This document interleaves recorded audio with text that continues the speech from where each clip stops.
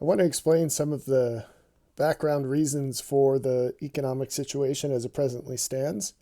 And I'm going to use two news articles that both came out today. And we're going to go through those and then I'm going to hit some slides. I only have 3 slides. But the moral of the story here is I want to encourage you to think about higher order causes for the current conditions.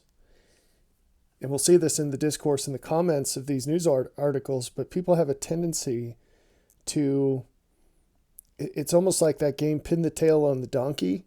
They're looking for a single source cause of their problems. That's human nature. We oversimplify things.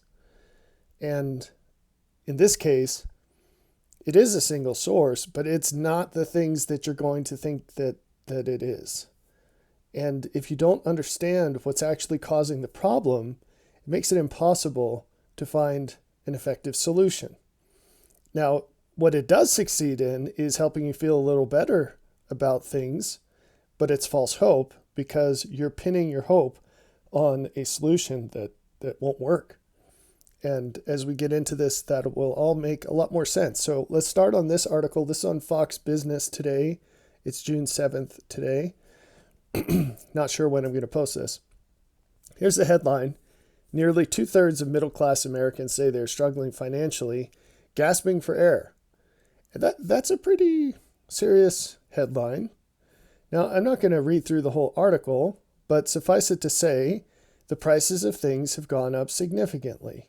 Okay, and that's usually when there are economic problems, the alarm bells start to sound with people that make less money than average. But once it starts hitting the middle class, it becomes more prominent and more noticeable. Now, anyone who spends money is aware that inflation is high and it's much higher than the official number. I'm actually just going to cruise down to the comments. It's higher than the official number. There's a reason for that. Since the 1990s, the U.S. government has adjusted the calculation variables that they use to calculate the annual interest increases because it saves them money on cost of living adjustments for Social Security. And so they've doctored that number. There's a website called Shadow Stats where a man has preserved the original formula, and you can see that for inflation or unemployment, the real number is significantly higher than the posted number if you use the historic way of measuring it. And that's jarring to see. If you've never heard of that before, you should go check it out. But anyone who goes to the grocery store or who pays a mortgage or who buys insurance or any of the various other things that people spend money on, you've seen this, and you've seen that the inflation rate's much higher than what's being reported, and the rate that's being reported is high to begin with. So what's the real story here? I just want to start with the very first, oh man, if my internet's going to work, this is fun. Are you kidding me? What bad timing. There we go, we're back. Thanks for your patience. Starlink is failing me this morning. There we go. Okay, so I want to start on the first comment, if the internet holds up here. All right. The biggest rise in costs is not food, gas, and rent. Now, in all those categories, people have been hurting. It's the effect of those rises on various insurance prices and on auto and housing values, which in turn affect the taxes we pay on personal property and real estate. Those cost increases are budget busters that are not on the statistical radar, because they're not in the calculation I mentioned, and have gone up about 50% in the last couple of years. Now, just so you know, I did not write that comment, but if you've been on this channel, you know this is exactly what I said would happen. I've said it multiple times. Things like food and gas and even rent, those things are in the forefront of our attention. But what people weren't paying attention to is the fact that property tax is a percentage of the appraised value of your home. And that went through the roof. And anyone with eyes to see knew that that was going to happen during COVID because the pattern already started to display itself. Now, for some reason, people were foolish enough that they didn't pay attention to it until they got their property tax bill a year or so after it was very apparent that that was going to be a problem. I actually wrote to every elected official at every level in my state that whose jurisdiction I live in to say, this is going to happen. What are you doing about it? And of course, none of them replied to me. But the property tax system is not robust to inflation. And it's a huge, huge problem. Just as I said, what happened, there are people today who are paying more on property tax than they are on their actual mortgage. And for people who typically are older, but people who have less earnings capacity than they did when they bought their house, that has a significant negative effect. And I warned you about homeowners insurance. For years and years and years, financial people said, don't pay off your house. It's such a low interest rate. You're better off taking that money and investing it somewhere else. And at the time, that was really good advice. But instead of investing it, most people went and spent it on things that aren't assets. So living it up, basically. Maybe getting a second mortgage to get an extension on your house or do some sort of remodeling or buy a big fancy truck or get a boat or any of these other crazy things that are consumptive.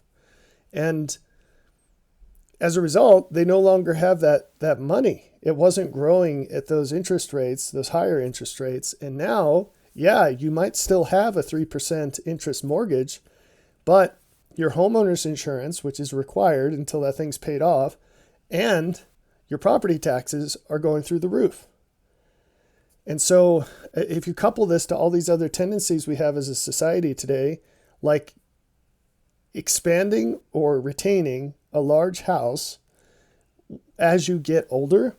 So as children leave the nest today, it's very popular for their parents to add on to the house or remodel the house or buy an even bigger house or a second house or a cabin or something.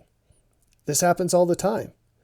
Now, I know a lot of people hear that and they say, I wish I had that problem, but it does happen. And it's completely insane because you're at the point where your costs of living are going down significantly because kids eat a lot of food. And at the same time, you're finding new ways to spend even more money. And if that weren't bad enough, you're doing it in ways that latches you into larger outlays in the future because property tax is going to keep going up. There is no place in this country that I'm aware of where there's an established pattern of cutting back at the local level. Everyone's spending more. And you could bet with various things in play like increased illegal immigration, but also economic problems. Local governments respond to this by spending more, not less. I was not shocked, but I was dismayed to see in my county when COVID was playing out and it was very obvious that their revenues were going to go through the floor. Who are we kidding? That their taxes were going to go through the floor. Did they cut their budgets? No, they expanded them. They should have cut them by 50%, but instead they increased them. Okay, anyway, so these costs, you've been warned about them. You probably haven't done much about it, okay? But if we cruise down the comments, we'll see more here. And this next comment highlights another point I want to bring up. I'll read it. Inflation during Biden's reign has caused the average American family to lose around $7,100 in buying power. Under Biden, prices have risen so much faster than wages that the average family has lost $5,800 in real annual income. Okay, let's tease this apart because there are a few points. Some are much more important than others. But a relatively minor point is that when you get paid more, you also pay more in taxes. You go up tax brackets, but even if you don't, whatever percent of X increases when X is bigger, right? So if you're, for whatever reason, if you have a 10% tax rate, just to make the numbers easy, and you make $100, that's $10 in tax. If you make $150, that's $15 in tax, right? So everything goes up with that. And people don't usually talk about that. But here is a bigger problem, much bigger problem. This is a case of pin the tail on the donkey. This is find the single thing that you can blame this on, and you're looking at a very low level of the hierarchy of cause. You have to look up. If you really want to figure out what's going on, you can't, about half of this comment section wants to blame it on Biden. About half of this comment section wants to blame it on Trump. And they both have good reasons for that, because both of those people absolutely had an effect on this. No one mentions Congress for some reason. They all had an effect too. The network of effects is a network. It's not one person. It's not even one group of people. And that's what we're getting to in this presentation later. The effects are, it's a huge network. It's not just the government. You can't even pin this on just the government. It's bigger than that, okay? So if you try to pin it on Biden or Trump or Congress or the Fed or any government entity or the government as a whole, you can never solve the problem. You'll never even see the problem. You'll just be on this treadmill where you're really angry about things and nothing can ever get better because you're not addressing the actual problem. So we'll get to that, and hopefully that's a little tidbit to keep you going here. Let's just scroll through to see. Someone correctly says that inflation will get worse. It's absolutely going to get worse, okay? I say that as confidently as I can say anything. I'm never 100% on anything, but I'm as close to that as I can get. And I did want to point this out too. This person says that in the Carter administration, inflation was around 20%. This person built a house in 1976 and interest rates were at 8.5%. But at the time, 3-year CDs were paying 15%. Now, I would wager that people, let's say under 30 today, don't even know what a CD is. Either kind, like the music kind or this kind, which is the kind you get at a bank, a certificate of deposit. And the reason is because they've never had a reason to use either of them. Now, a bank CD, the purpose of it, you lock up your money for the term of you're making a loan to the bank. And for the number of years that you have it, you could get it for 6 months or a year or 2 or 3. That interest rate is guaranteed. It was the safest way you could earn interest on your money. Now, the reason people stopped using these is because the banks stopped paying a percentage that made any sense. You could put that money on the stock market and make a heck of a lot more, or for what they were offering, because you're looking at 1% or less than 1% for a CD. It was insane. And the point here is that people will bring up that interest rates used to be a lot higher than they are today. Yeah, but the interest you could earn was much higher than what you would pay on a mortgage, say. And now we just experienced the delightful automatic reload on the Fox News websites. But I think we're done here anyway. My point with bringing that up, though, about the 70s is that today interest rates are also very high, but you can't go and earn that much interest on anything else. So inflation is probably at least 30% per year right now. Again, it depends on what formula you use to calculate that. But there's no safe return of 30% per year. There's nowhere you can put your money where you're going to get that. The S&P 500 is up by a lot this year, but it's super, super volatile. Not to say that it's up and down right now, but there are so many things that could crash the market, it's not even funny. I don't know that there's ever been a time where that was more dangerous than it is now. That's not to say you shouldn't put your money there. It's just to say that things are dramatically different than they've ever been, and not in a good way. They're worse. So, at least I'm not saying than they've ever been. I'm saying in living memory. So for people alive today, it's never been worse. So the closest thing you've got to the old-fashioned CD from the 70s is, with the interest rates from the 70s, is treasuries. So T-bills. And those are sold by the government, and they're guaranteed by the government. But even those, there's been a flurry of articles discussing the possibility of the government defaulting on those. And so those used to be considered the safest investment you can make. Not so much anymore. And what interest rates are they paying? I haven't checked lately, but I think it's around 4.5%. That doesn't even get close to inflation. Your money will be eaten alive if that's how you're saving it. That's not to say it's not the best, let's say the cleanest dirty shirt.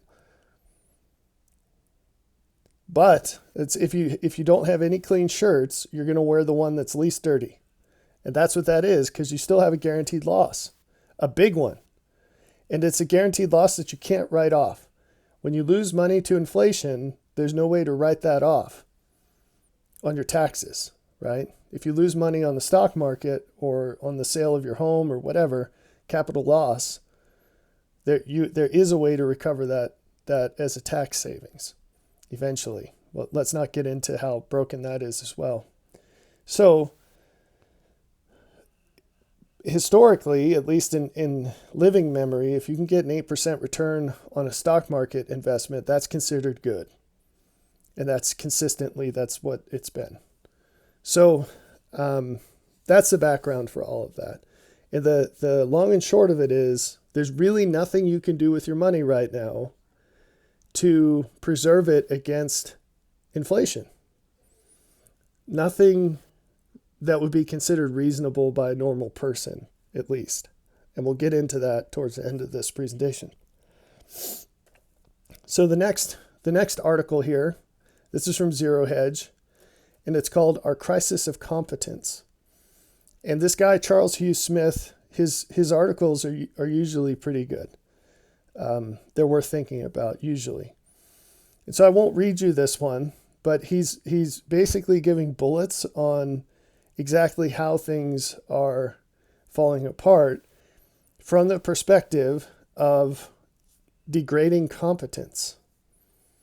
So all of you have experienced this. How many places have you called and they've said, due to an increase of call volumes, you're going to be on hold for longer than usual? Consider going to our website. And you go to the website and there's absolutely nothing there that relates to what you're looking for. And you're going to be on hold for a really long time if you call back. And it's some of the times the result of this call is that they just hang up on you. And I'm sure you've all experienced that. I know I have.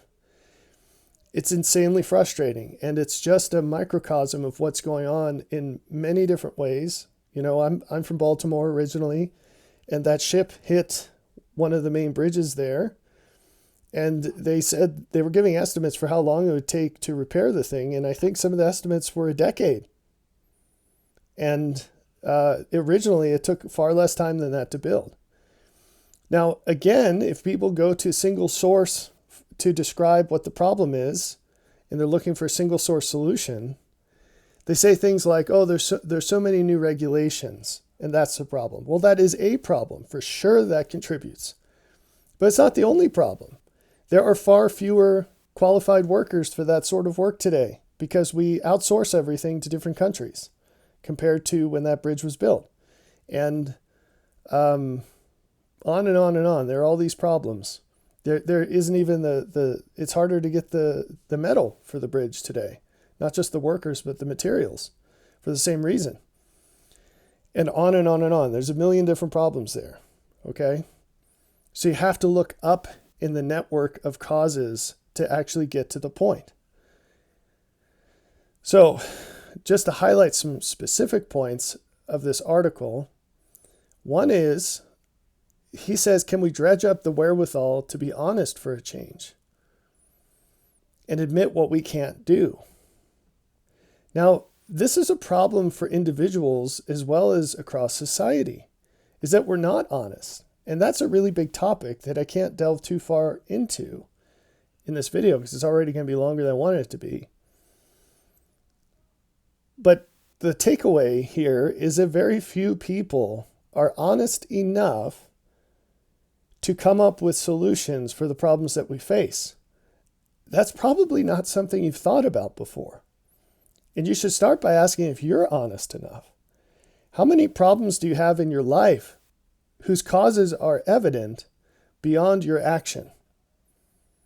How many problems are you ignoring in your life or dealing with in a way that you know is insufficient? I bet the list is pretty long. If you're normal in any way, the list is probably pretty long. What about in your family? So move the scope from yourself to your family. How honest are you about the need for change in your family? Whether it's with a specific individual in your family, your spouse, your child, maybe your parent, or the family as a whole. Is there a piece of the family culture that is deficient in some way that needs to change? And if you don't have those two scopes lined up the way they should be, it's very unlikely that you're the kind of person that could look out into society and have any confidence that you could do anything to improve things beyond the way they are. So that's an issue. The number of people who have the courage, honesty, and wisdom to actually generate solutions for the problems we face is extremely small. And if that weren't bad enough, one of the problems with society today is that we've lost the cultural foundation of believing that these people exist, believing that they're better than most people, and believing that we should give them power and money to fix things. And most of the time, they don't want the money. But if we actively shut them down, which is what society does, then they'll never get into the place to fix the problems, right? So again, this is an enormous topic, but just touching on it ever so briefly. This starts in public schools.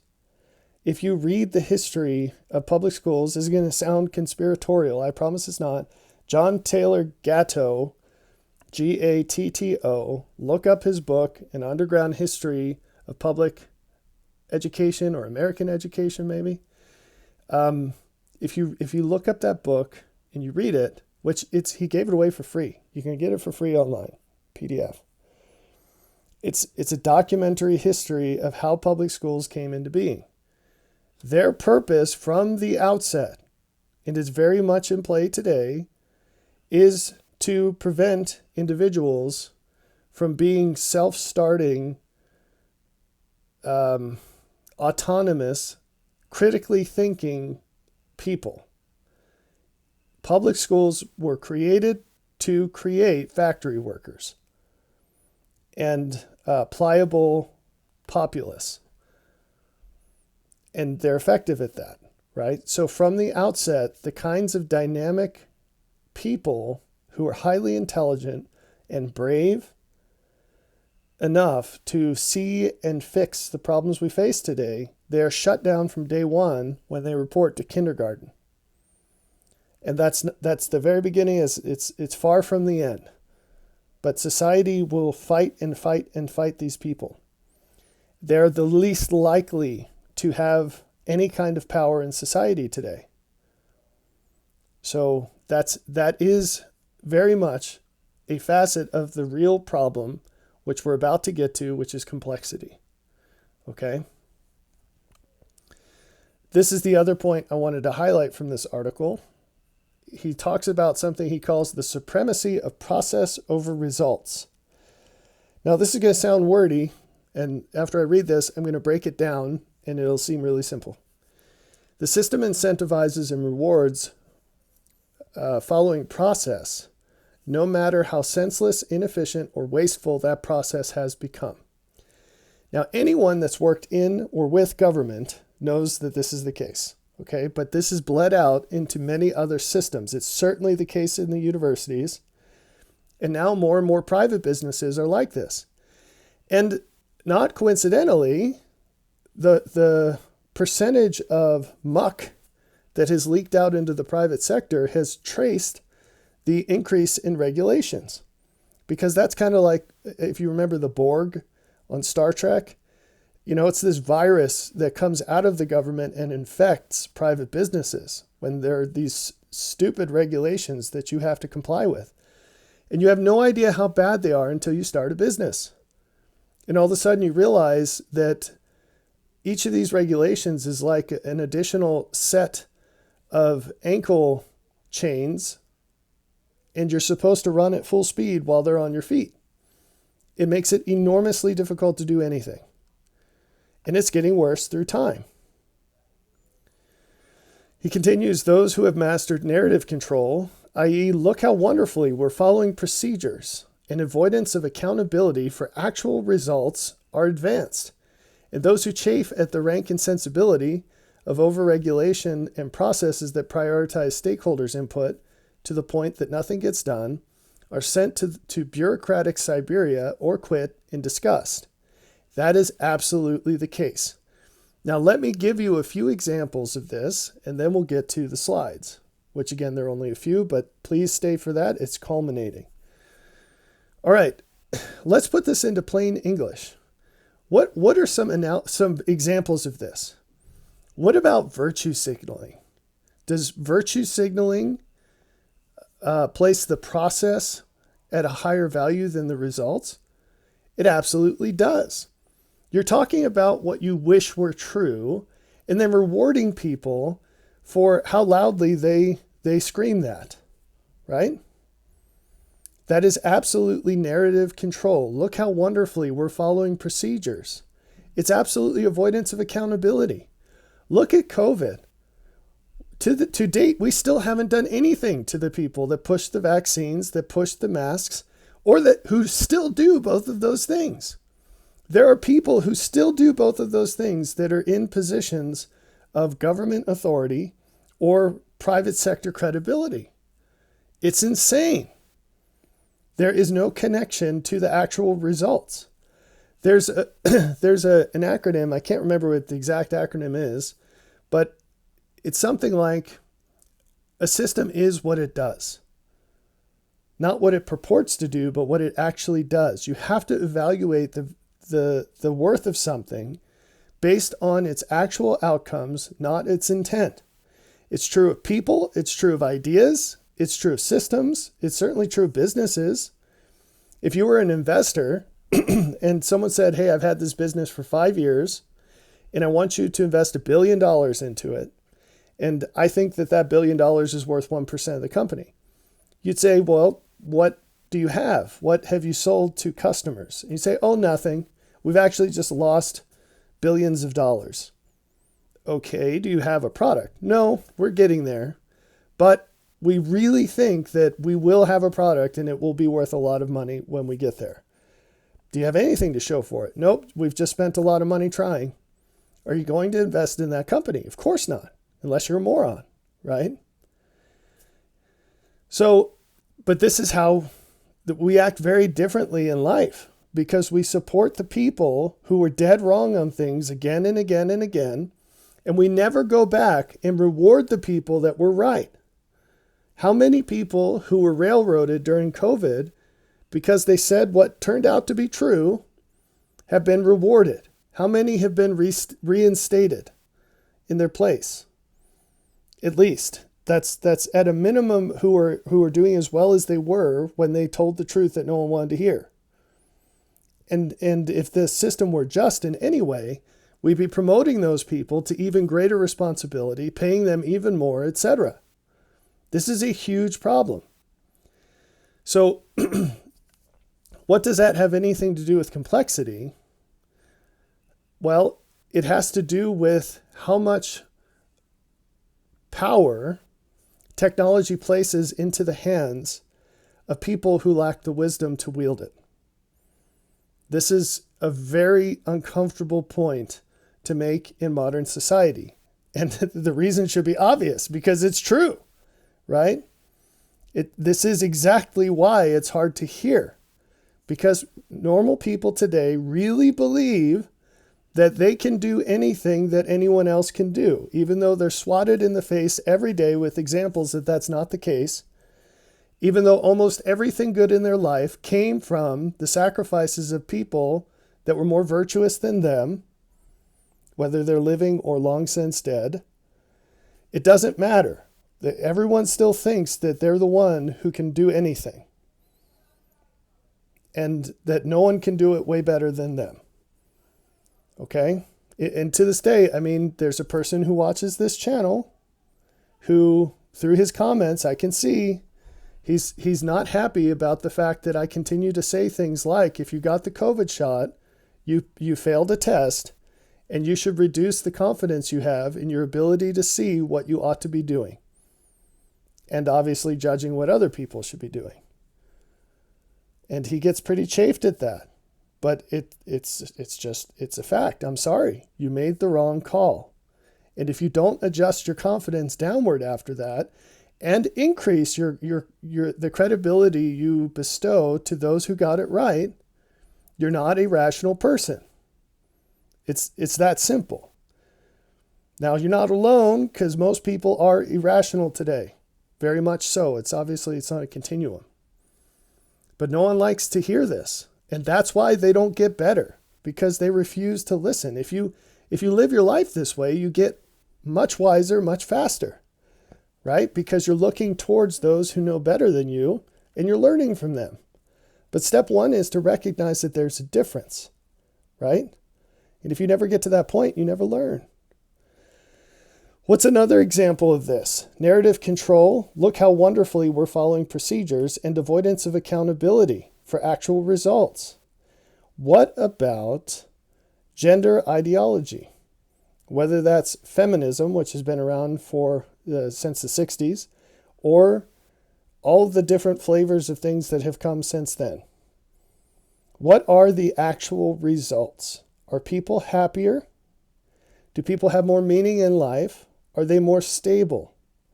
Or are they less of all those things?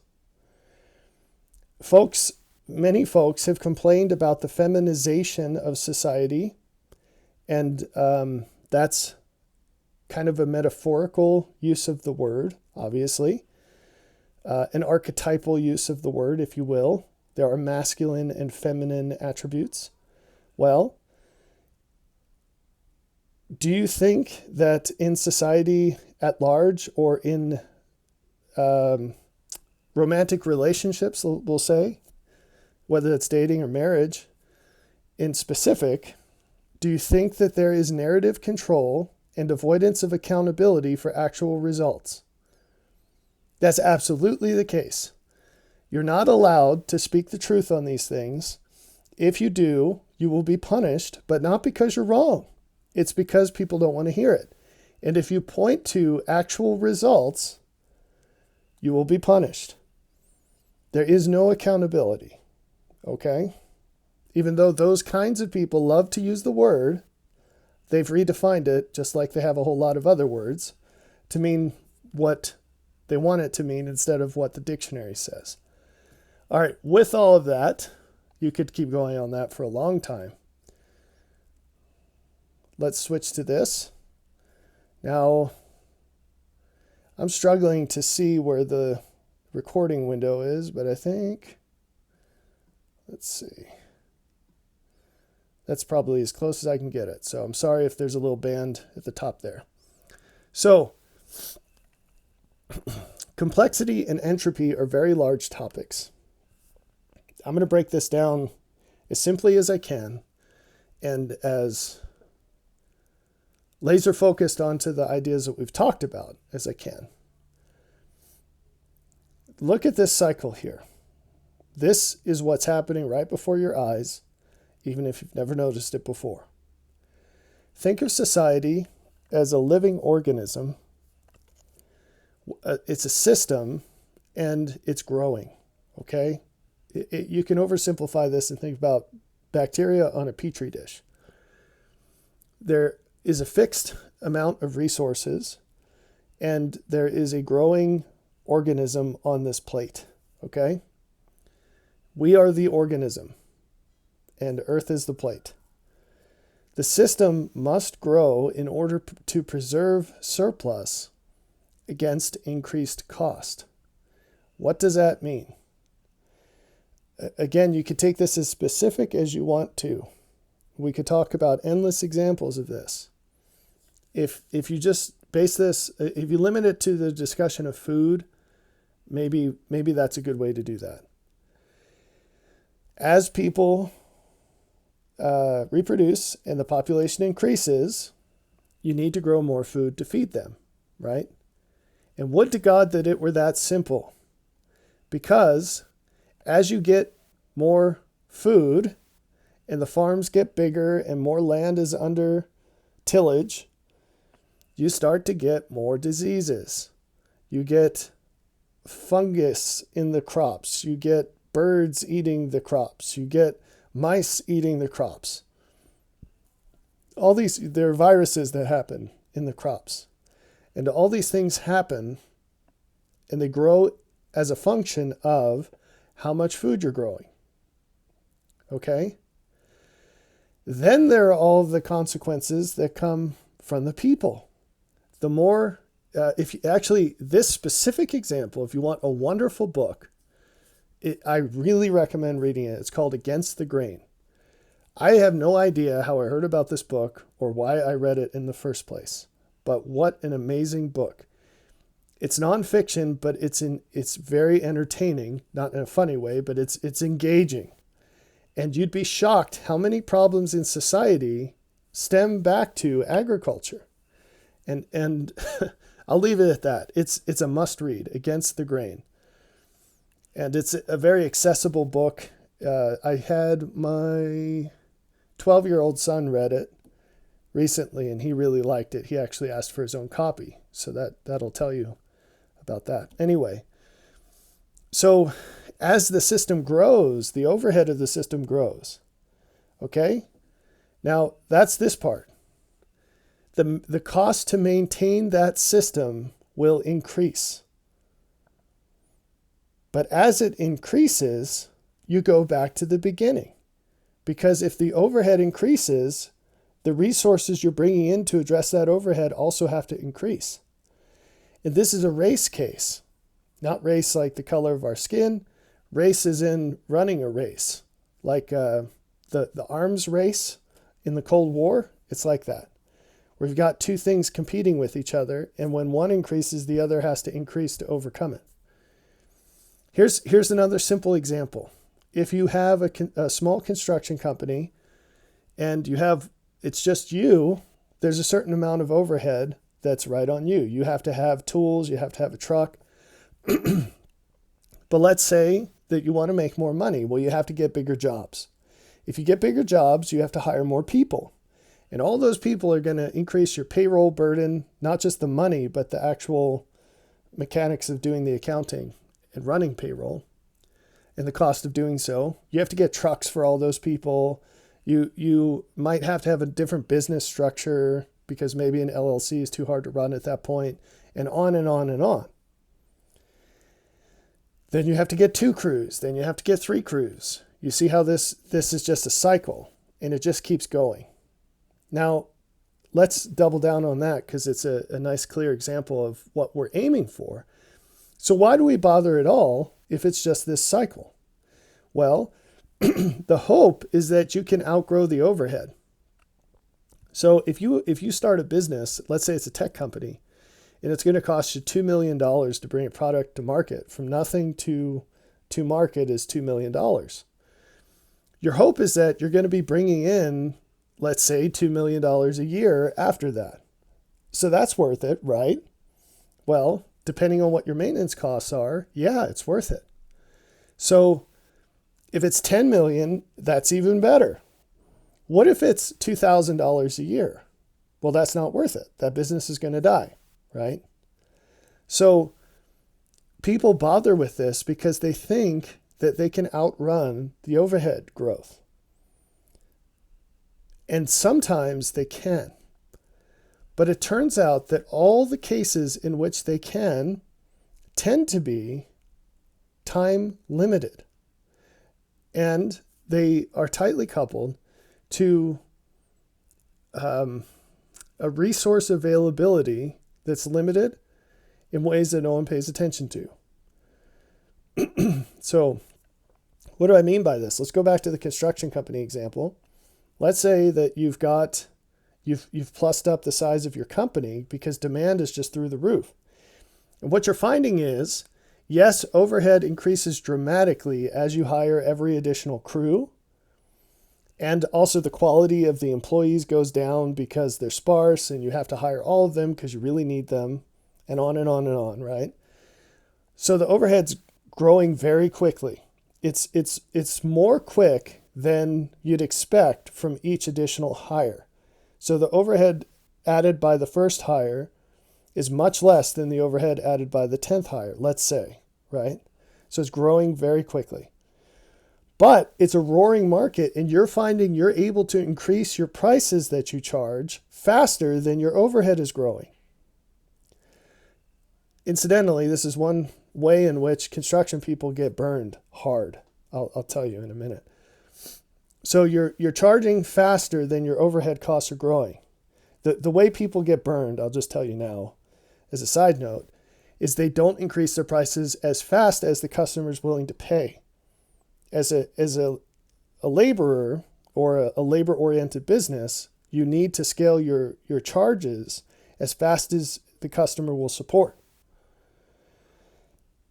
What they do instead is they're looking backwards and saying, well, I can't increase my price more than X percent of what I charged last year. And that's irrelevant. You have to charge as much as people will pay in that business.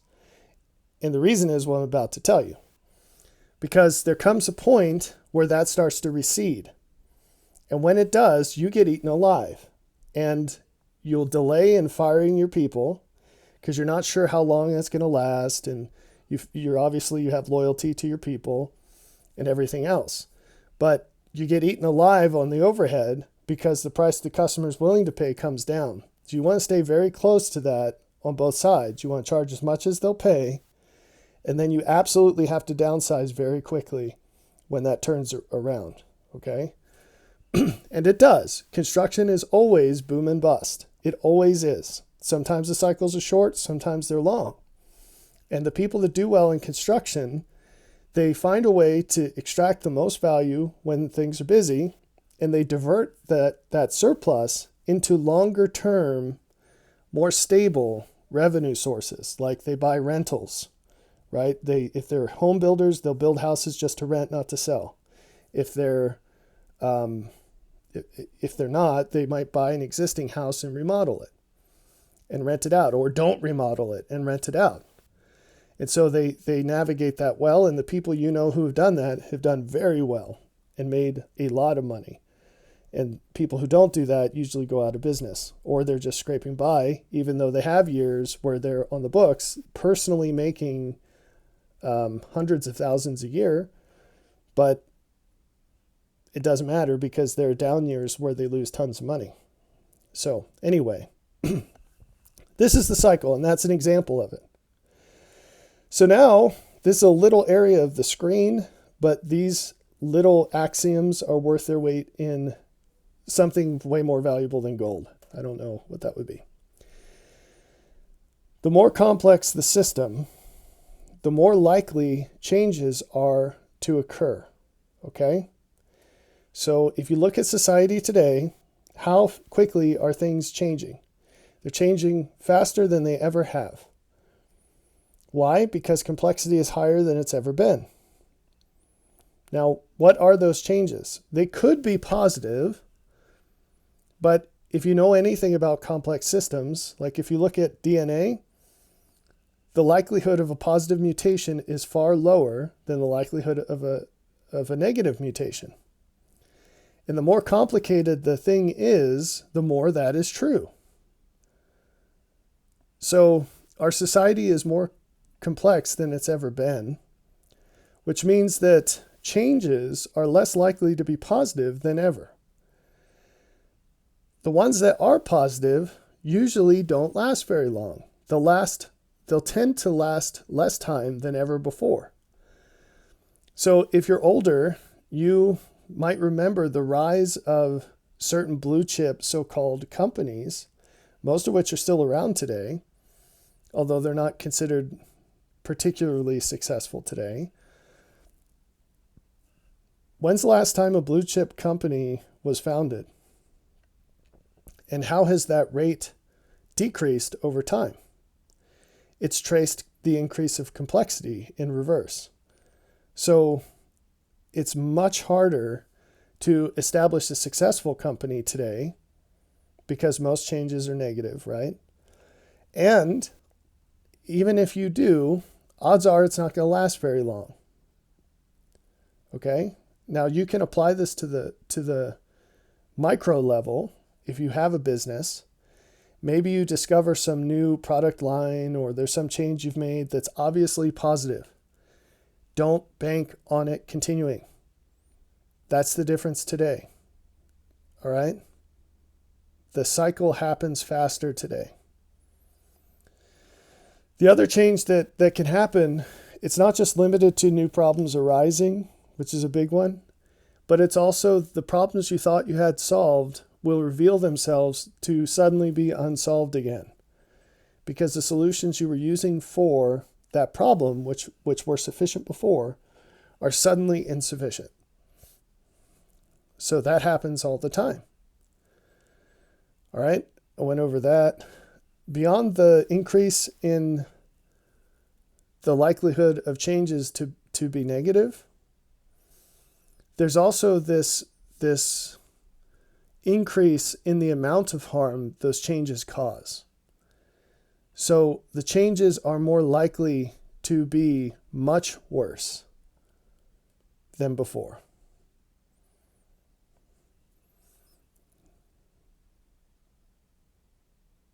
And I already talked about how the solutions that do arise will be less helpful and also more short-lived than they were before.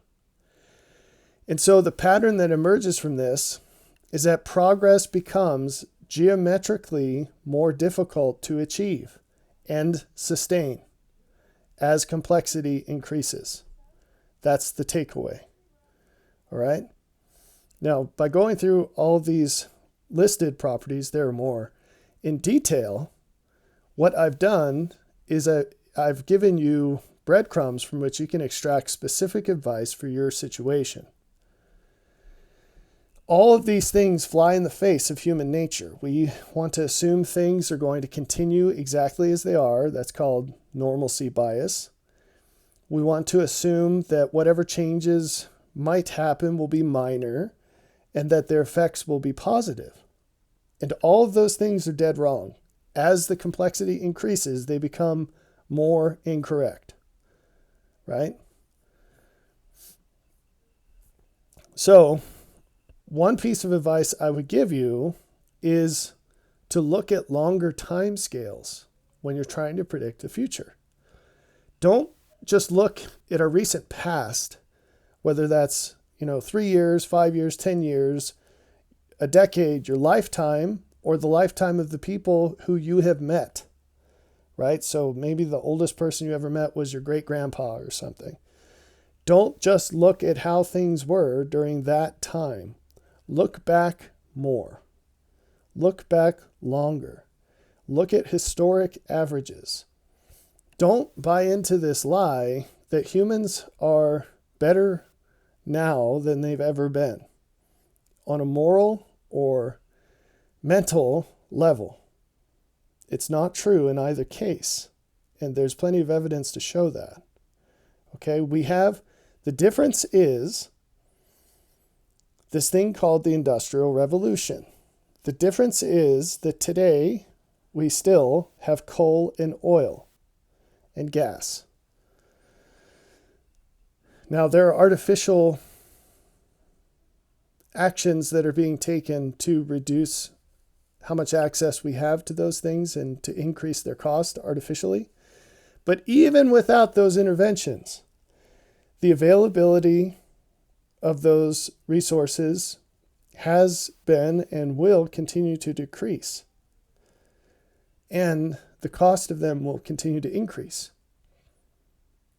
So as that does, there will be I don't want to say sudden, but a rapid reversion to how things used to be.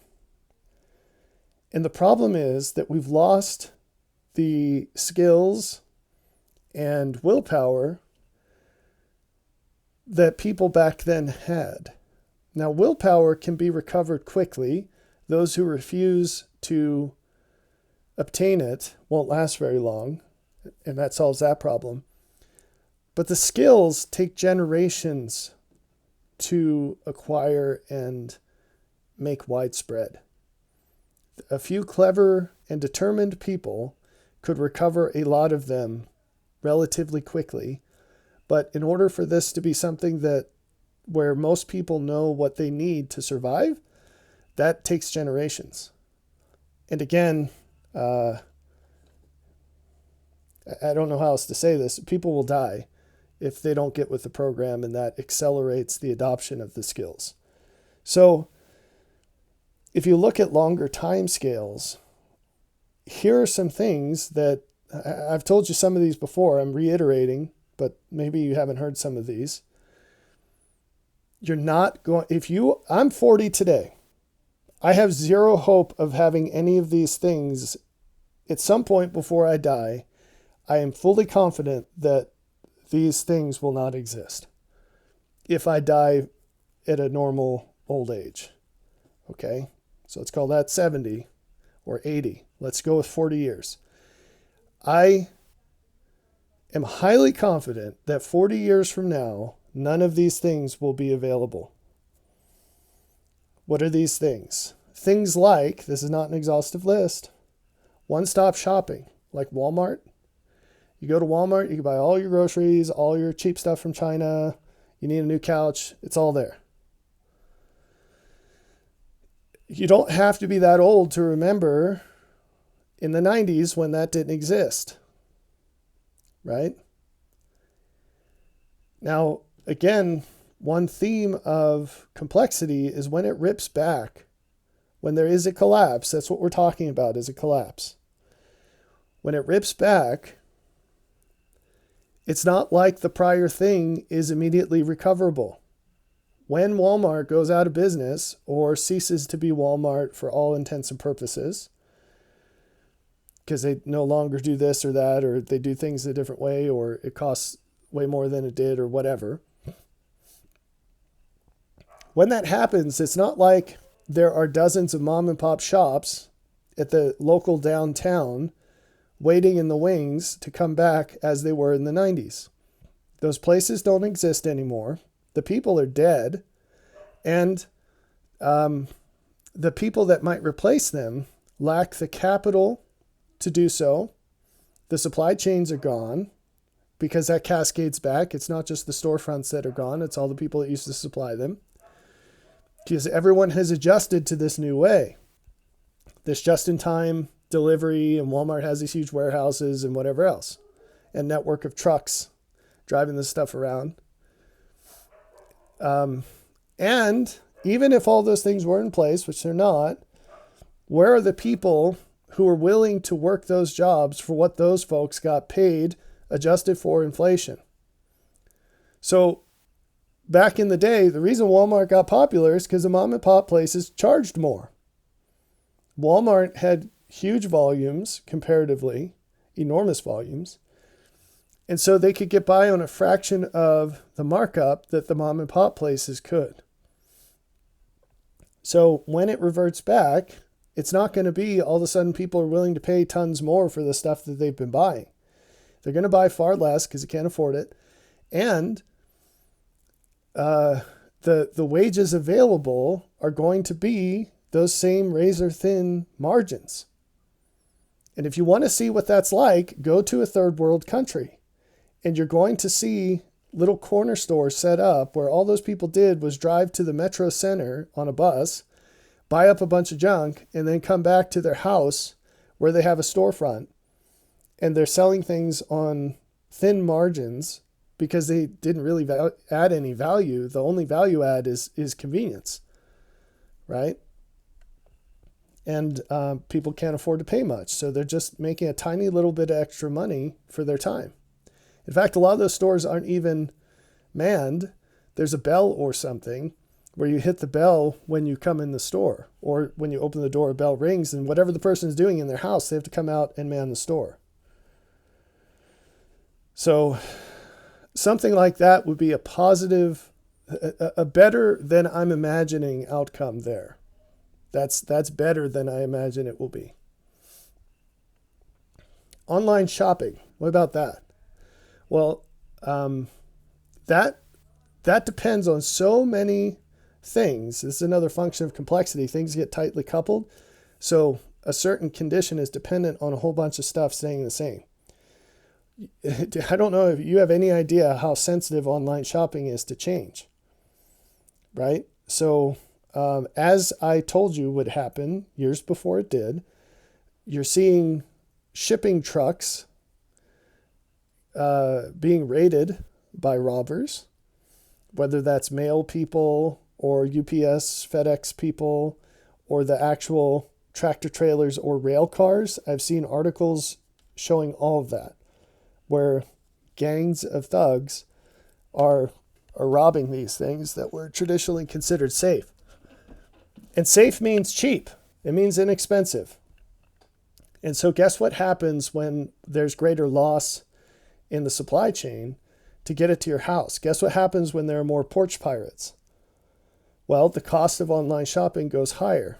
And at some point, people stop delivering to problem areas. Do you see this problem? This is one of the issues with mortgage insurance, home insurance. Home insurers are paying much higher costs in some places than others because the incidence of some kind of emergency is higher. So maybe that's hurricanes in Florida or forest fires in California. And so a lot of insurers just has stopped covering homes in these places, and then the people left there have to pay whatever rate the remaining providers charge. And often it's 50 or 100% higher than they were paying before, all of a sudden. And it's 50 or 100% of a high number because those policies aren't cheap to begin with.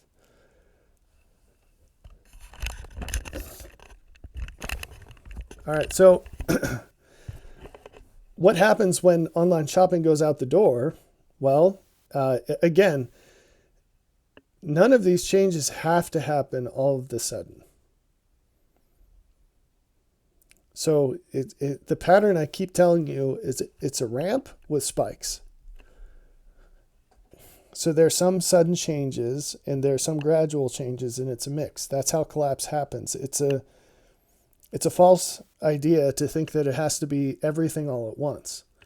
Now, it's a comforting idea, as bizarre as that sounds, because our minds really struggle to deal with change at all. And when we have to think about it, we like to think about it as an all at once because it's easier to deal with emotionally to think, well, our country hasn't been invaded right now, but if we ever went to war, there would be a sudden invasion. We'd all be put in camps or killed. And why is it comforting to think that? I know that sounds bizarre, but trust me, your go-to is going to be to deny that it's ever possible and violently attack anyone that suggests otherwise. And then the next thing that you'll be most likely to believe in is that it's going to be an all-at-once universal thing. The reason you want to go to that is because there's nothing you can do about it. We hate uncertainty. And so we like to think of, it's all rosy right now and perfect. And then it's going to be, if it's not that, it's going to be absolutely abysmal. And there's no in between, and it happens instantly because we're weak and we don't want to go through the thoughts and emotional challenges of thinking about what would I do in this vast array of potential difficult circumstances that are long term. They don't happen all at once.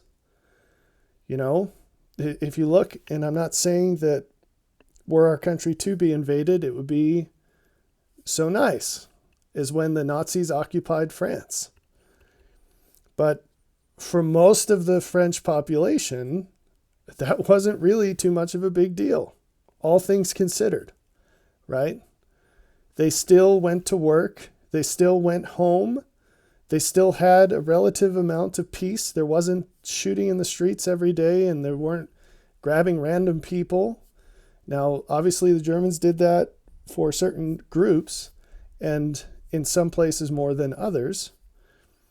But occupied France wasn't that bad, right? Well, that was a multi-year situation, and there were big disruptions for some people, and you just had to deal with that. And it will not be that nice by any measure if and when it happens here. But the point is it's a much longer thing to wrap your head around. It's not easy to do. So don't fall into the trap of saying like, oh, well, it's just going to keep being how it is or better until all of a sudden it's all gone. And I don't have to worry about that because I'll just want to die anyway when that happens. You have to prepare yourself mentally. That's the most important thing. It's even more important than water, which if you run out of that over 3 days, you're dead.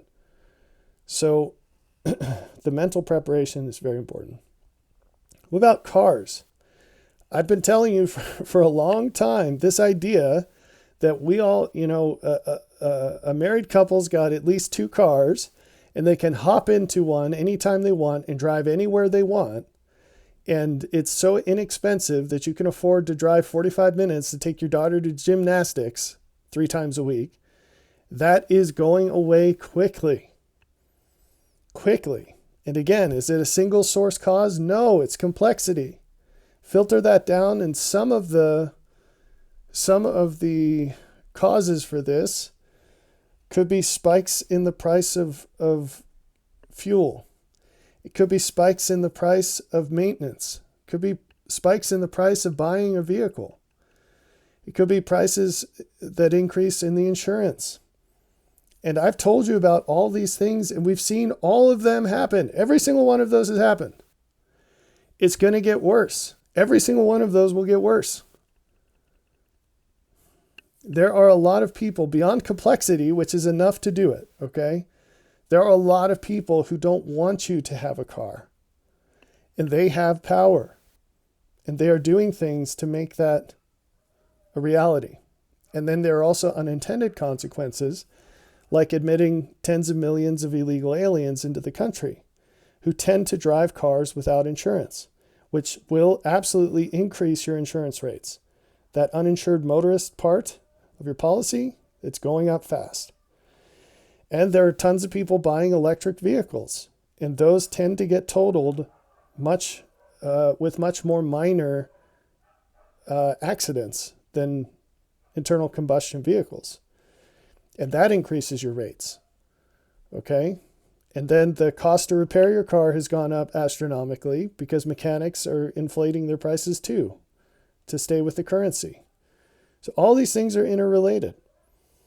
And this is a great example of the difference between gradual and all of the sudden, because in many cases, a normal person won't find out how much car prices have gone up until they have to buy one because they're not paying attention. And they think that Honda Accord that they've had for 10 years, they're going to be able to go replace it with the same type of vehicle for round about the same price they paid for the other one new.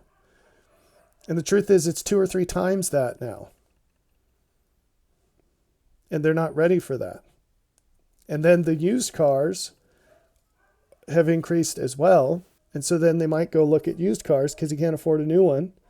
And now they're saddled with the maintenance costs of a used car. And even that has gone through the roof. Okay? Now we can keep marching through these things. We can talk about single family housing, that's something that people take for granted. Yeah, of course you're going to be able to own a home. That's not a historic thing. If you go back far enough in time, most people had multiple adults. Let me back up. Most homeowners, when we were in an agrarian society, most homeowners had multiple adults living on their farms full time and working the land for them. So the minority of people owned their own farm.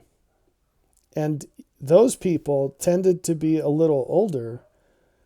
So it was a very, very normal thing for young people, young men, to go work on someone else's farm for a few years. That was a very normal thing in the 1800s. And they came to a point where they had enough money saved up where they could go clear land and build their own tiny, tiny little cabin. Tiny cabin. It's smaller than most bedrooms are today. That's the historic norm. And so we'll revert towards that as time goes on. And you're already seeing this. I told you it would happen. Smaller homes, much, much smaller homes. You're seeing them pop up everywhere. Okay. Also, people are building entire neighborhoods that are just rentals. And a lot of people are going to get caught in that trap. I see a lot of people talking online about how it makes more sense to rent and you should just never own a home. You should just rent a house because only an idiot would buy a house. Well, they're in for a rude awakening as the rent costs continue to go through the roof and availability drops. Already it's the case. So I live outside of Missoula, but I know it's the case that in Missoula, apartments for rent will have many, many applications, and obviously only one of them is selected. There are a lot of people who can't find a place to live in Missoula. And I'm sure that's the case in a lot of other cities. So people will end up having to combine into multifamily housing. And I'm not saying like a duplex where each unit is occupied by one family. I mean, you're going to see generational living. So you already see that with millennials and Gen Z living with their parents way longer than is normal. But you're going to see even 3 generations living in a house. And you're also going to see a bunch of single people or people, couples without kids. You're going to see a bunch of just friends moving in together into houses. And I'm surprised I haven't heard anything about mortgages that are written around that, around multiple adults who are not married. So I expect to see something like that pop up. All right. Retirement. Retirement is not a normal thing. So remember what we were saying with complexity in this cycle? There's no magical part where you're good and what you've done already will continue to grow against the increased cost passively. There's no part of that cycle where it's like that. So any situation where you see that as an exception against the rule, it's fleeting. It's temporary. It's not going to last. It's a blip. What we know as modern retirement didn't exist before, say, the 1930s. You worked your land until you keeled over and died, or you became completely dependent on your kids. That's a scary thought for old people today. I'd say for boomers, however old they might be. Because they thought their whole lives that they were just going to be independent until they keeled over and died. And everything was just going to keep getting better every day until they died. And they're extraordinarily resistant to recognizing their dependence on their kids. And an increasing number of people don't have kids. Or they only have one kid and or their kids don't like them. And they're going to end up in old age homes that are already not nice places to be, but are going to become very much worse places to be as the value of the dollar continues to evaporate. Okay. And the people who have, they believe, saved for their retirement, they're going to see the value of their plans just evaporating, going up in smoke, because it can't keep up with inflation. It's just going to get worse. So that's something to think about and get out in front of. I'm not saying go back to work, but maybe that's what you need to do. But downsize your house. Make the changes now. Make amends with your kids. Start being nice to them. Or if you raise them to be jerks, I don't know, make friends with younger people who you didn't sire, because you're going to be in a position where you need people to take care of you, and increasingly. And this I'm going to be independent until the day I die stuff is going to go out the door, because you will reach an age where you can no longer find work or do work to pay your bills, and you won't be able to pay other people to take care of you. So what about grocery stores? That's another oddity that we've become so accustomed to. People don't even know how to grow a garden, let alone preserve food. It's an immense undertaking. You have no idea. It's so sad to see people say, like, well, if it ever came to that, I just, I'd take a shovel and dig up my yard and start planting stuff. They don't even have seeds, right? So it's funny because it's like you're planning for certain pillars of society to crumble, but you still think you're going to be able to go to the store and buy some seeds. But on top of that, it takes years of expensive experiments to learn how to do this in the places you live. Okay? And it's a lot of work. To build up the soil, it's a lot of work, right? To learn about pests and rodents and how to control those, let alone to get to places where you can do those things without relying on things that you buy at the store that aren't going to be there when you need them. Then pharmaceuticals, that's a fun one. So many people are prescribed all sorts of things from doctors that they rely on either physically or mentally, or emotionally. And the fact is that those things aren't going to be around either. And so you can start to make changes to these and things not mentioned so that you're more robust for the changes as they occur. Now, the big picture here is simple. Get to a place where you have more surplus. Surprise requires surplus. And the beauty of that is you can make the adjustment at any scale. Right? So it's the old example, if you're living check to check, don't worry about being independently wealthy. Get to the point where you're saving $10 a month, right? It's a tiny little thing. You can quickly enumerate how you can spend $10 less than you are, and then go from there, right? You can scale it from there. So what's that principle applied to these things that we've talked about? Well, financially, just spend less. And if you would like, you can also look at ways of earning more. Now, some people are in a place where they can't do anything about that, they're earning more, because they're constrained by people that rely upon them. And some people, even who don't have people relying on them, are already maxed out. And I don't mean because, I only have one job, but it's just so hard. No, I don't mean that. I mean, there's physically no way that you can work more hours a day than you do. Then you start looking at, could I do something differently and get paid more? I came across an individual not too long ago who works a job that is very convenient to where they live and is doing something that's not very uncomfortable to do, and the pay is abysmal. And just by driving a couple extra minutes and doing something they're a little less comfortable with, that's completely legal. I'm not saying start cooking meth or walking the streets, but just getting another job, they could make twice what they make.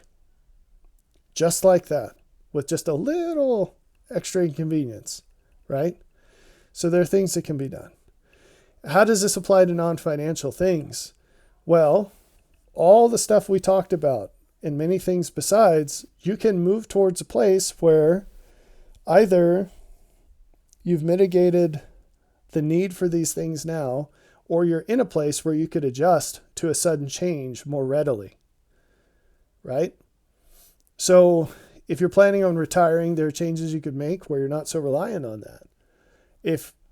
If you and your spouse each have a car, are there things that can be done where if you needed to, you could just use one car?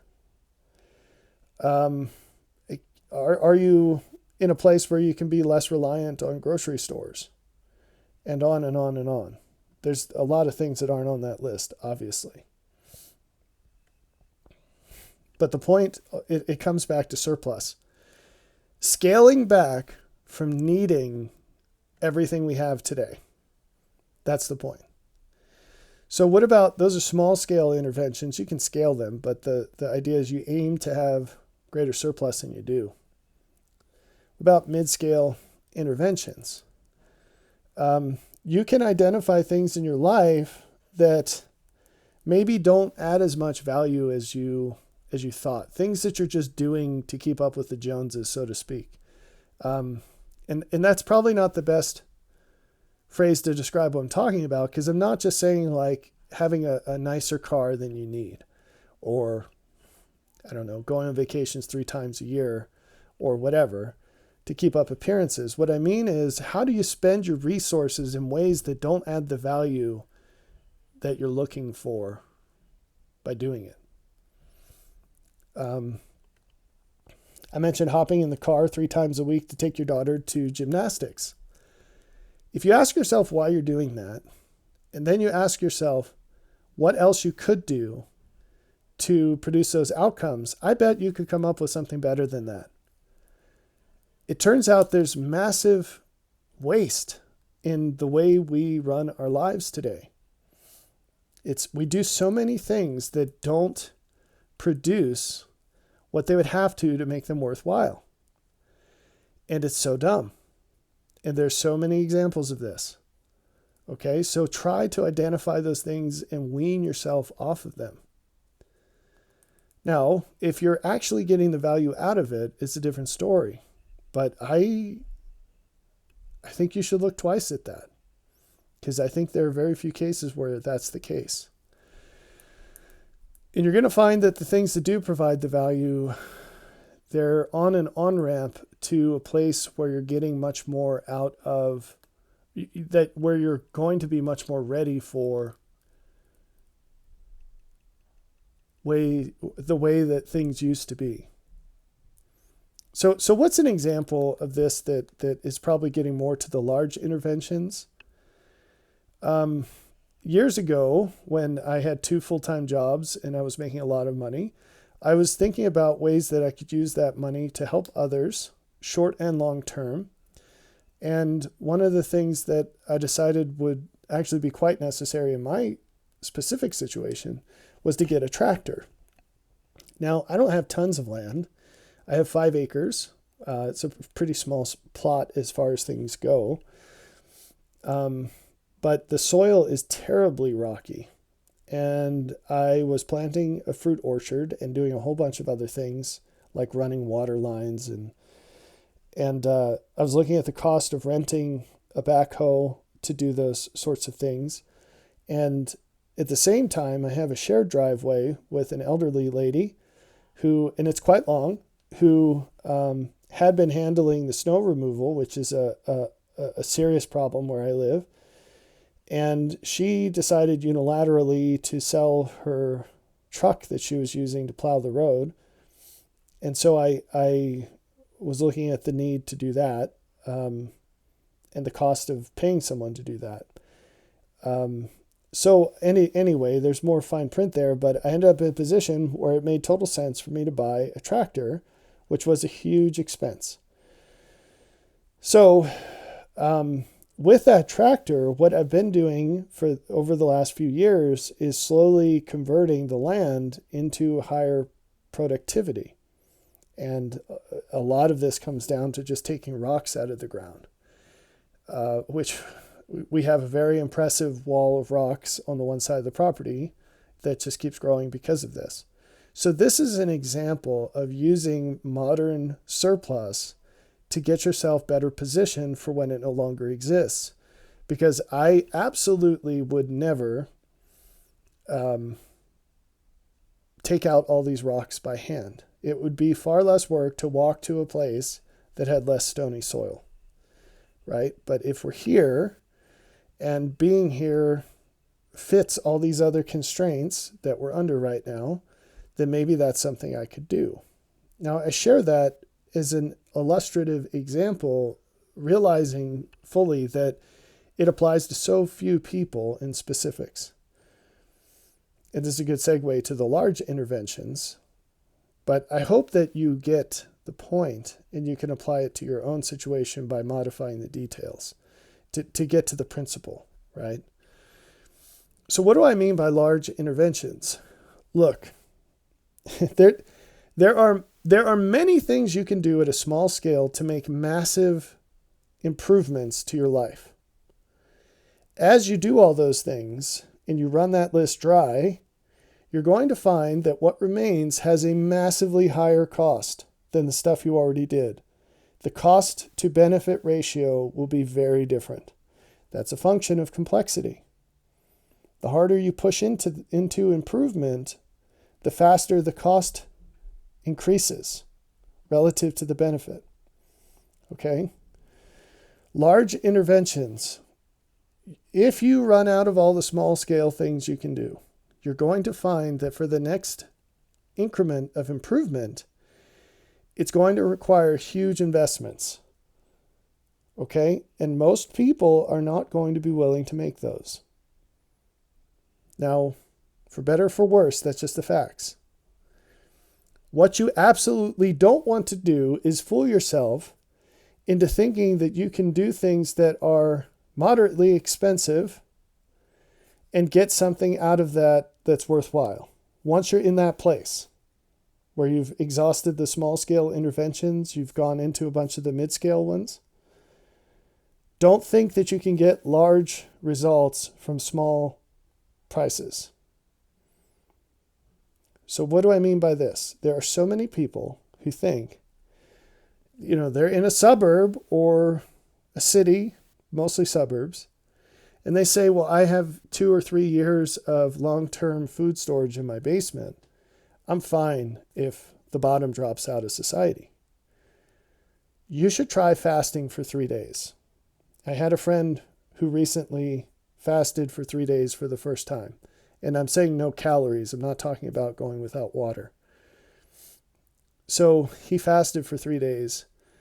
And this is a guy with a lot of willpower. He does some things in his life that are harder than what most people do. And he said, this is the hardest thing I've ever done, which I was surprised to hear. And then his next comment was, and I totally see how quickly things are going to fall apart when people don't have reliable food. And he's right. And you see, there are examples where food sources were suddenly cut off. It takes about 3 days for people to lose their minds and start acting like animals, right?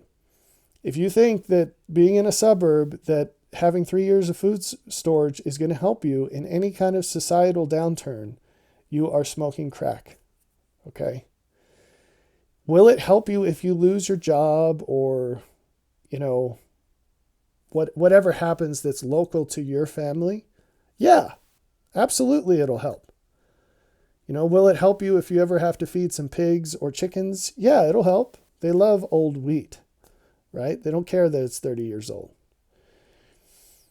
But is it going to help you if the local supermarket shuts down? No. Is it going to help you if the power goes out? No. Because within 3 days, your little neighborhood's going to be Mad Max, okay?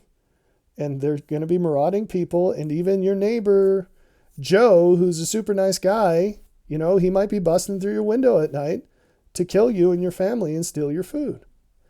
That's human nature. People, you can't see how someone really is until they're in the environment that would be required for the test. And people act very differently when they're not in secure and safe environments. and stressless. You think you think modern life is hard, it's easy mode. Okay? It's still easy mode. So, when you get to the point where you've got some surplus, you've chopped away at your life and weaned yourself off of the modern stuff as much as you can in ways that make sense. I'm not saying like abandon your Levi's jeans and buy yourself a horse and ride that to work instead. I'm not saying that. That's silly, right? But I'm saying get rid of the stuff that doesn't actually provide the value and use the things that you have while you have them to increase your long-term situation. Once you've exhausted all of that, what remains is to move to a place that you want to be when things fall apart. And that is the next step, because if you don't live in a place like that, all the other things you might do don't matter. In the event that you need them, they won't matter. I hope that makes sense. All right, that's it. This was a long video, so if you made it this far, I appreciate your patience. But I hope that it's clear why we had to trace through all these things in such high detail. So until next time, take care.